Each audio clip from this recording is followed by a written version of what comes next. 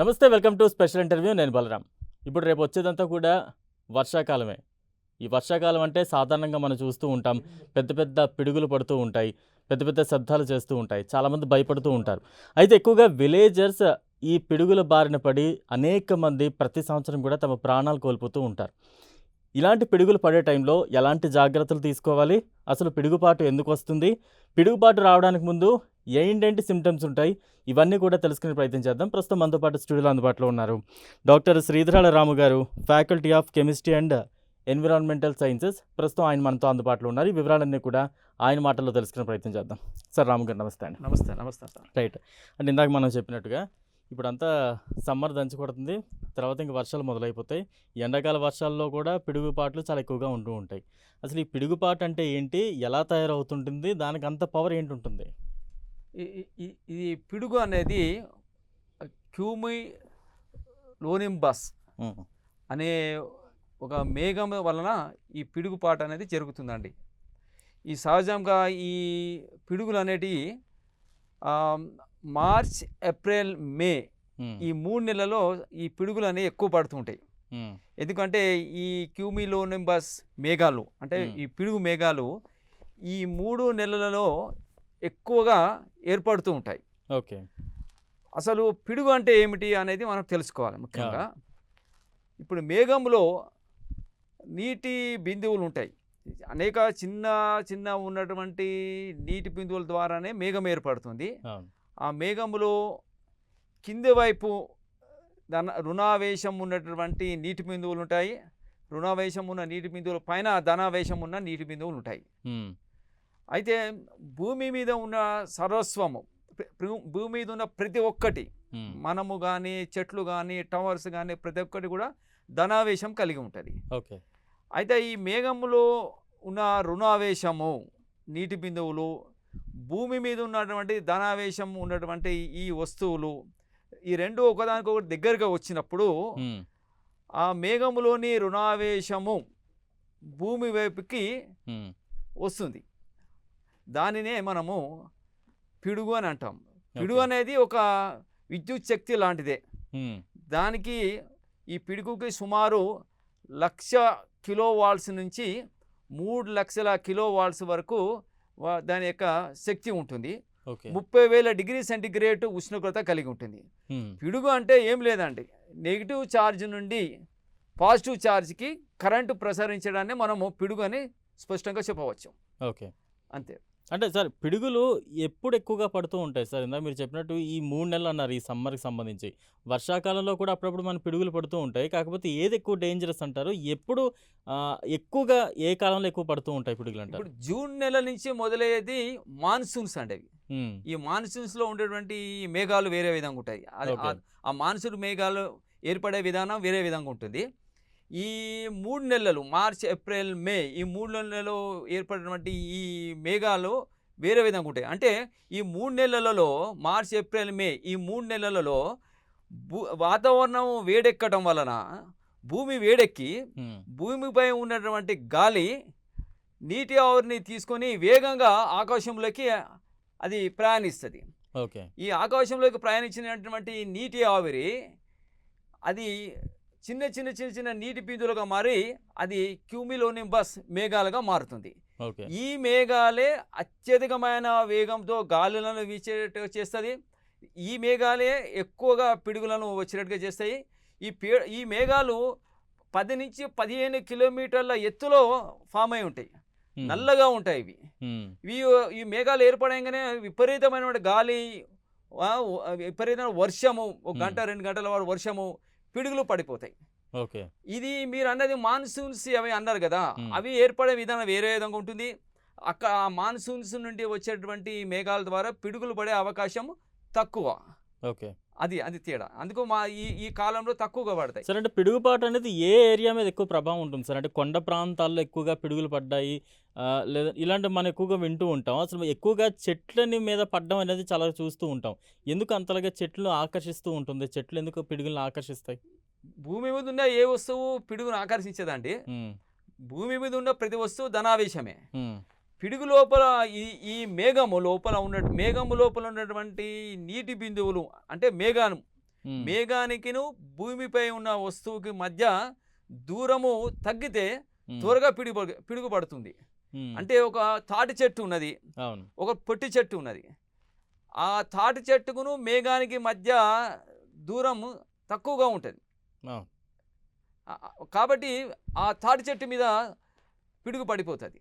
ఉమ్, కాబట్టి పిడుగు అనేది ఆ మేఘానికి భూమి మీద ఉన్న వస్తువుకు మధ్య దూరము ఎంత తక్కువగా ఉంటే అంత సులభముగా పిడుగు వచ్చి పడుతుంది. అచ్చా, ఓకే. అంతేగాని చెట్ల మీదన పడుతుంది అని ఒక స్పెసిఫిక్ రూల్ అంటూ ఏం లేదండి. ఓకే.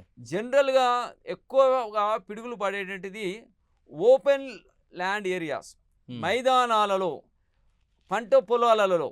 ఉమ్, ఎందుకంటే పంట పొలాలు ఓపెన్ ల్యాండ్ ఉంటుంది, అవును. అదేవిధంగా పంట పొలాల్లో నీరు ఉంటుంది, ఉమ్, ఆ ప్రదేశాలలో ఎక్కువ పడుతుంది. ఓకే. రెండవ ఛాన్సెస్ ఈ ఎత్తైన టవర్ల మీద పడుతుంది, చెట్ల మీద పడుతుంది. ఉమ్, ఈ రెండింటి మీద ఎక్కువ పడుతుంది. ఇప్పుడు చాలామంది వర్షం రాగానే ఫస్ట్ చెట్టు కింద పోతారు, అవును. కాబట్టి అక్కడ పడే అవకాశం ఎక్కువ ఉంటుంది. ఉమ్, అదేవిధంగా కొంతమంది టవర్స్ కింద పోతారు, ఏమన్నా టవర్స్, ఆ టవర్స్ మీద కూడా పడే అవకాశం ఎక్కువగా ఉంటుంది. ఓకే. అంతేగాని స్పెసిఫిక్గా ఈ వస్తువు మీద పడుతుందని ఏం లేదండి. అచ్చా. కేవలం ఆ మేఘానికి భూమి మీద ఉన్న వస్తువుకు మధ్య దూరము తగ్గితే పిడుగు సులభంగా పడిపోతుంది. ఓకే. అంటే పిడుగు పడిన ప్రదేశం నుంచి ఎంతవరకు ఆ విస్తీర్ణం ఉంటుంది సార్? దాని పవర్ ఎంతవరకు జనరేట్ అవుతుంది? ఎంత డిస్టెన్స్‌లో ఉంటే మనిషి సేఫ్‌గా ఉన్నట్టుగా మనం భావించాలంటారు? సార్, ఈ పిడుగు నుంచి మనం రక్షించుకోవడానికి ఐక్యరాజ్య సమితి 30-30 నియమాన్ని చెప్పిందండి. హ్మ్. 30-30 నియమం అంటే పిడుగు అప్పుడు ఫస్ట్ మెరుపు వస్తుంది. హ్మ్. పిడుగు పడేటప్పుడు ఫస్ట్ మెరుపు వస్తుంది. మెరుపు వచ్చిన తర్వాత శబ్దం వస్తుంది. ఓకే. మెరుపుకు శబ్దానికి మధ్య ఉన్న కాలాన్ని మనం లెక్కించాలి. హ్మ్. ఈ మెరుపుకును శబ్దానికి మధ్య కాలము 30 సెకండ్ల కన్నా తక్కువ ఉన్నట్లయితే పిడుగు మన పక్కనే ఉన్నట్టుగా మనం గుర్తించాలి. మనకు పిడుగు పడ్డ తర్వాత 30 నిమిషాల వరకు మనం ఎటువంటి పిడుగు పడ్డట్టుగా మనకు తాగాలు లేకుంటే హ్మ్. మనం అప్పుడు బయటికి వెళ్ళవచ్చు. హ్మ్. అదే అన్నాడు 30 అంటే అదంటే 30 నిమిషాలు గ్యాప్ వరకు ఎటువంటి పిడుగు పడలేదంటే మనం సేఫ్ ఉన్నట్టే, అప్పుడు బయటికి వెళ్ళిపోవచ్చు. ఓకే. లేదు 30 సెకండ్ల కన్నా తక్కువ పిడుగు పడ్డ తర్వాత మెరుపు వస్తుంది కదా, మెరుపుకును శబ్దానికి మధ్య 30 సెకండ్ల కన్నా తక్కువ ఉంటే అది పక్కన ఉన్నదని మనం నిర్ణయించుకోవాలి. ఓకే. అందుకే ఐక్యరాజ్య సమితి ఏం చెప్పిందంటే when thunder roars go indoors. Okay. ఎప్పుడైతే మీరు పిడుగు శబ్దం విన్నారో మీరు సురక్షితమైన ప్రదేశాలకు వెళ్ళండి అని స్పష్టమైన ఒక సూచన చేసింది అందరికీ. ఓకే. అంటే సార్, కామన్ పీపుల్ పిడుగు పడటాన్ని ముందే పసిగట్టగలరా? అది ఎలా సాధ్యం ఉంటుంది? మరోవైపు దానికి ఏమైనా టిప్స్ లాంటివి ఏమైనా ఉంటాయా? అంటే ఎలా ముందే మనం గ్రహించొచ్చు అనేది? మొట్టమొదటి నియమము when thunder roars go indoors, ఇది పాటించాలి.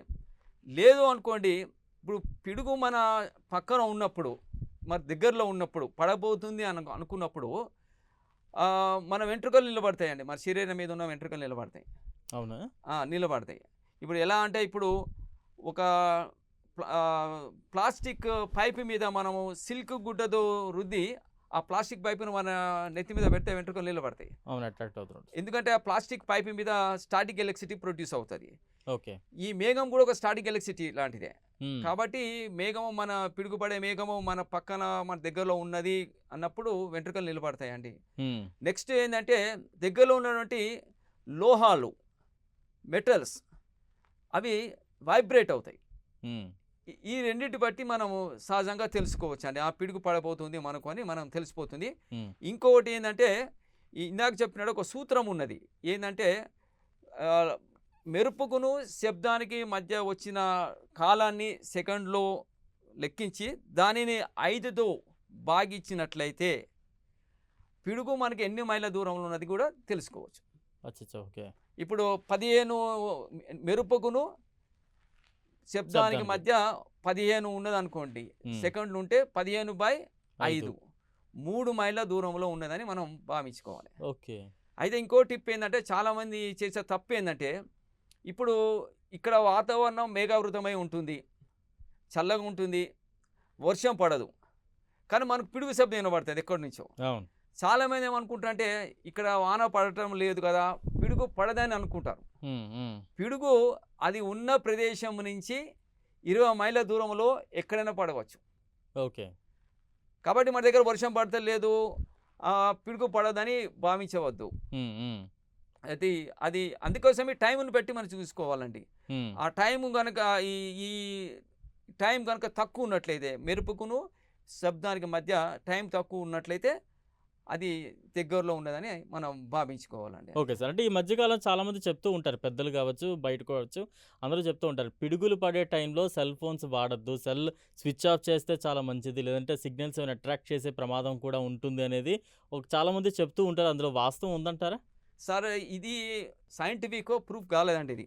ఓకే. అసలు పిడుగు పడే సమయాలలో ఈ మన కరెంటు ప్లగ్‌లలో పెట్టేటువంటి అన్ని ఎలక్ట్రానిక్ డివైసెస్ హ్మ్. అంటే ఫ్రిడ్జెస్ కానీ, టెలివిజన్స్ కానీ, ల్యాండ్ ఫోన్స్ కానీ, హ్మ్. ఇలాంటి అంటే కరెంట్ ప్లగ్స్ పెట్టి ఉన్నటువంటి ఎలక్ట్రానిక్ డివైసెస్ ద్వారా హ్మ్. ప్రమాదం జరిగే అవకాశం ఉంటుంది. వైఫై కానీ, వైర్లెస్ టెక్నాలజీ ద్వారా జరిగే ఎలక్ట్రానిక్ డివైసెస్ ద్వారా హ్మ్. పిడుగు అట్రాక్ట్ అనేది కాదు. హ్మ్. దానికి ఎటువంటి శాస్త్రీయ ఆధారాలు లేవు. పిడుగు పడేటప్పుడు సెల్ ఫోన్ వాడుకోవచ్చు. ఓకే. దానికి ఎనీ వైర్లెస్ టెక్నాలజీ. హ్మ్. ఇప్పుడు వైర్ అంటే ఇప్పుడు మీరు అది పిడుగు ఇంటి మీద పడ్డదనుకోండి, ఆ గోడ ద్వారా ఎలక్ట్రిసిటీ ప్రవహించి వైర్ ద్వారా కొద్దిగా అవును. ప్రమాదాలు ఉన్నాయి. అవును. మన ఇంటి పైన పడకపోయినా పక్కన పడినా కూడా కొద్ది ప్రమాదాలు ఉంటాయి. అవును. కానీ మనది ఈ సెల్ ఫోన్ అనేది రేడియో వేవ్స్. హ్మ్. ఈ రేడియో వేవ్స్ కాబట్టి ఇక్కడ ఆ పిడుగును గ్రహించేటటువంటి అవకాశం లేదండి సెల్ ఫోన్ సిగ్నల్స్. ఓకే. అంటే సార్ పెద్ద వర్షం పడుతూ ఉంటుంది. హైవే మీద ట్రావెల్ చేస్తూ ఉంటాం. కార్‌లో కావచ్చు, బైక్ మీద కావచ్చు, లేదంటే బస్సులో కావచ్చు. ఆ సిట్యుయేషన్‌లో ఎక్కడైనా ఆగితే సేఫ్ అంటారా? లేకపోతే ఆగకుండా వెళ్ళిపోతే మంచిదంటారా? చాలామంది భయపడుతూ ఉంటారు. పెద్ద వర్షంలో పిడుగులు పడుతూ ఉంటాయి. ఆగాలా? ఆగలేము. లేదంటే వెళ్ళాలా? వద్దా? అనేది చాలామంది ఓ డైలమాలో ఉన్న సిట్యుయేషన్ ఉంటుంది. ఏం చేయాలంటారు? ఎటువంటి జాగ్రత్తలు తీసుకోవాలంటారు? పిడుగు ఆగితే ప్రమాదం అంటారా? డ్రైవ్ చేస్తే ప్రమాదం అంటారా? సార్, ఇది ఆగిన డ్రైవ్ చేస్తే 2 ప్రమాదమే. అక్కడ హ్మ్. మనం తెలుసుకోవాల్సిన ప్రిన్సిపల్ ఏందంటే, ఆ పిడుగు ఆగిన వాళ్ళ మీద పడకపోవడం, ప్రయాణించే వాళ్ళ మీద పడడం అనేది ఏమీ ఉండదు. ఉండదు. హ్మ్. ఇందాక ఫస్ట్‌లోనే చెప్పాను. పిడుగు అంటే మేఘానికి మనకు మధ్య ఉన్న దూరం బట్టే పిడుగు పడడం అనేది ఉంటుంది. ఓకే. మీరు హైవే అన్నారు, అక్కడ ఓపెన్ ల్యాండ్ ఎక్కువ ఉంటుంది కాబట్టి ఉంటది. పడే అవకాశం ఉంటది.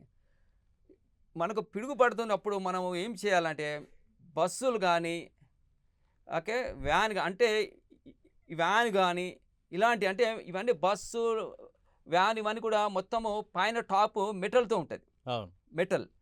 ఈ మెటల్ ఉన్నటువంటి ఓకే ఇండ్లు గానీ, హ్మ్. మెటల్‌తో ఉన్న ఇండ్లు గానీ, హ్మ్. ఓకే, మనకు 4 వైపుల మెటల్స్ ఉన్నటువంటి కొన్ని క్యాబిన్స్ దొరుకుతాయి. హ్మ్. అలాంటి క్యాబిన్స్‌లో గానీ, కాంక్రీట్ బంగళాలలో గానీ, ఇవి లేదు అంటే ఒక లారీ ఎక్కండి.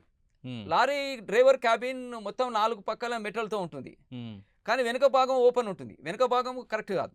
నేను అందుకే ఏం చెప్పానంటే 3 పక్కల మెటల్ తోటి పైన పక్క సైడ్స్ మెటల్ గనుక ఉన్నట్లయితే పిడుగుపడ్డా మనకేం కాదు. ఓకే. దానికి ఏమంటంటే ఫారడే గేజ్ ప్రిన్సిపల్ ఆధారంగా చేసుకొని ఇది చెప్తారన్నట్టుది. హ్మ్. చాలామంది ఏమంటే మెటల్ కంటైనర్‌లో ఉంటే పిడుగు పడుతది, పిడుగు పడితే షాక్ ఎక్కువ వస్తది అనుకుంటారు. అవును. మెటల్ కంటైనర్ మీద పిడుగు పడ్డా కూడా పడతది. అది అది భూమిలోకి పోతుంది. మనం చేయవలసింది అంటే మెటల్ పట్టుకోకుండా ఉండాలి. ఆ మెటల్ మధ్యలో ఉంటే సరిపోతది. ఇప్పుడు విమానాలు మీద పిడుగు పడుతుంది. కానీ విమానాలు కూలిపోయిన సంఘటనలు ఎక్కడ జరగలే పిడుగు ద్వారా. అవును. Best example. ఎందుకంటే అది మొత్తం మెటల్‌తో తయారు చేయబడి ఉంటది మొత్తం. హ్మ్. బస్సులు కూడా ఎప్పుడైనా పిడుగుపడి జరిగిన దుర్ఘటనలు కూడా ఎక్కడ ఉండవు. హ్మ్. ఎందుకంటే హ్మ్. బస్సు కూడా మొత్తము దాని 4 పక్కల మెటల్‌తో ఉంటది. కొద్దిగా గ్లాస్ ఉంటది మధ్య మధ్యలో. ఓకే. ఇప్పుడు ఈవెన్ రాయల్ బోగీలు ఉంటాయి. హ్మ్. వాటి మీద పిడుగులు పడతాయండి? అవును. లేవు. పడతాయి, కానీ ఏం కాదు. అవును. పడతాయి, దేని మీదైనా పడతది. కానీ ఆ లోపల ఉన్న వాళ్ళకి ఎటువంటి ప్రమాదం జరగదు. దీనినే ఫారడేస్ గేజ్ ప్రిన్సిపల్ అని అంటాం అన్నట్టు. ఓకే. ఓకే. అదే దీనికి ఇంకో మంచి ఉదాహరణ ఏందంటే, మీరు చూడండి, లిఫ్ట్‌లో పోయినప్పుడు సెల్ హ్మ్. ఫోన్ సిగ్నల్ పనిచేయదు. హ్మ్.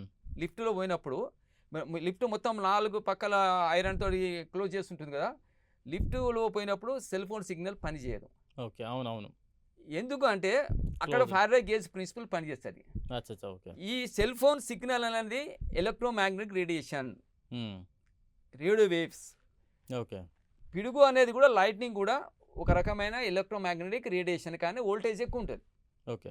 అంటే సార్ ఫైనల్‌గా చెప్పండి. ఈ పిడుగులు అనేవి ప్రకృతికి మంచంటారా? చెడంటారా? ఏం చెప్తారు? లాభమా? నష్టమా?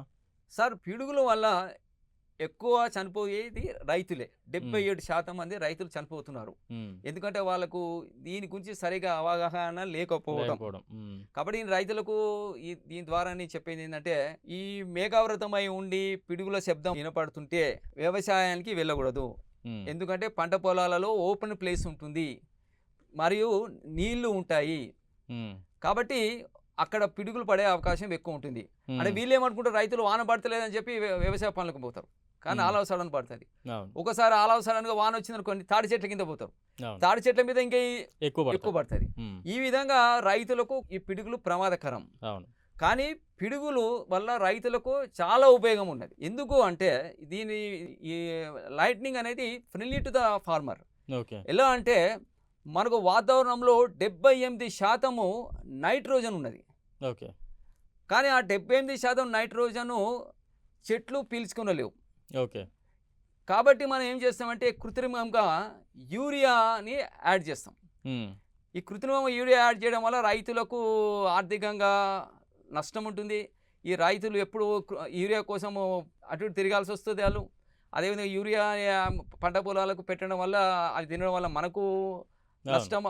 కానీ ప్రకృతి సిద్ధంగా ఆ నైట్రోజన్ ఉన్నది, కానీ 78% మనకు ఉపయోగపడదండి. ఓకే. ఎందుకు ఉపయోగపడదు అంటే ఈ నైట్రోజన్ అనేది 2 పరమాణువులు కలిసి ఉంటాయి. ఈ 2 పరమాణువులు నైట్రోజన్ పరమాణువులు కలిసినప్పుడు అది రసాయన చర్యశీలత ఉండదు, ఓకే. జడంగా ఉంటుంది, జడత్వాన్ని కలిగి ఉంటుంది. హ్మ్. ఎప్పుడైతే పిడుగు పడ్డదో, పిడుగుకి 30,000 డిగ్రీ సెంటీగ్రేడ్ ఉష్ణోగ్రత ఉండడం వల్ల ఈ కలిసి ఉన్నటువంటి 2 నైట్రోజన్ పరమాణువులు విడిపోతాయి. ఓకే. విడిపోయి వాటికి చర్యాశీలత పెరుగుతుంది. ఓకే. అప్పుడు ఈ నైట్రోజన్ పరమాణువులు, విడివిడిగా ఉన్న నైట్రోజన్ పరమాణువులు అనేక రకాలైనటువంటి మార్పులకు లోనై భూమిలో నైట్రేట్ అమోనియంగా ఫిక్స్ అవుతాయి.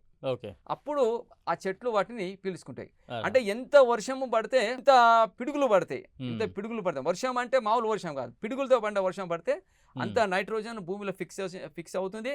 అది చెట్లు, ఆ పంట పొలాలు అంత ఏపుగా పెరుగుతాయి. పెరుగుతాయి. ఓకే. అట్లా రైతులకు ఫ్రెండ్లీ ఈ ఓకే సార్. లైట్నింగ్ అనేది. Right sir. Right. Thank you so much sir. మీ విలువైన సమయాన్ని కేటాయించారు. అసలు పిడుగులేంటి? ఎలా తయారవుతాయి? దాంట్లో ఎంత పవర్ ఉంటుంది? పిడుగులు పడేటప్పుడు ఎలా గుర్తించాలి? ఎంత జాగ్రత్తలు తీసుకోవాలి? ఇయన్నీ కూడా రైతులకు ముఖ్యంగా అర్థమయ్యేలాగా మీరు చాలా చక్కగా చెప్పారు. Thank you so much sir. Thank you sir. Thank you. ఇదే ఇవాల్టి special interview. Stay tuned to 10 TV.